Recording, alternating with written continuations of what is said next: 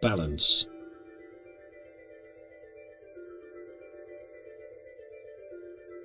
Balance, spiritual equilibrium, cannot be found in worldly activity. That is simply a myth. It is more a mirrored perception of what really takes place when spirit has come to peace with itself. A monk has no more chance of finding balance in his monastic duties than a John Doe on the industrial floor manufacturing things. Balance is only found in that unborn mind and spiritual power that sustains your body and brain. When we resist this power, we find ourselves to be in conflict with not only ourselves but everything we come in contact with. From this confusion and resistance, suffering arises. Genuine spirituality brings balance and peace to those who seek a way to befriend themselves with this unborn mind and spiritual power. Friendship with it means no more wars within oneself through the complete refuge in one's hall of permanent treasures. For example, the true nature of our spirit and mind. All our actions, whatever they might be, are only possible due to its continuous flow of body power to our corporeal limbs and of course brain. Once we feel this power, are in alignment with it, it will feel a bit magnetic, much like a torrid-shaped field around our upper part of the body. When balance with it is at hand, we feel light, full of energy and very creative and joyful. When in conflict and resistance with it, we feel heavy, confused, low on energy and depressed. The wisest thing here is therefore to get to know this power closer, its true nature. Various aspects and modes, and thus once found as such, flow with what we found out about it and not against it by resisting its flow of pure will.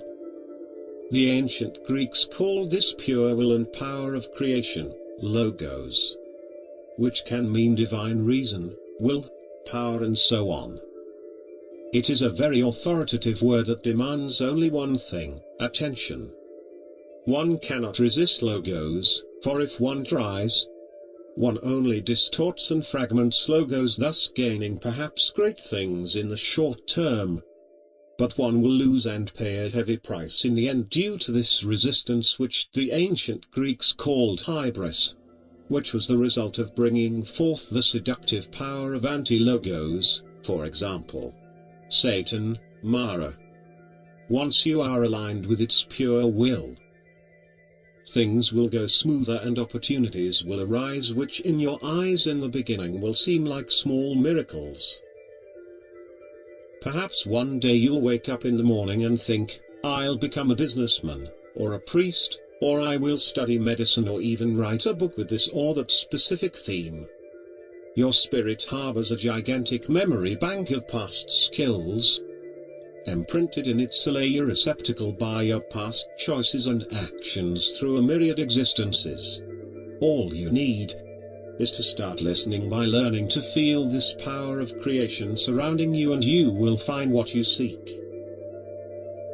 Once you find what you think is proper and a good way for you to make a living in this world, never forget that all your actions depends on the degree of alignment with this power.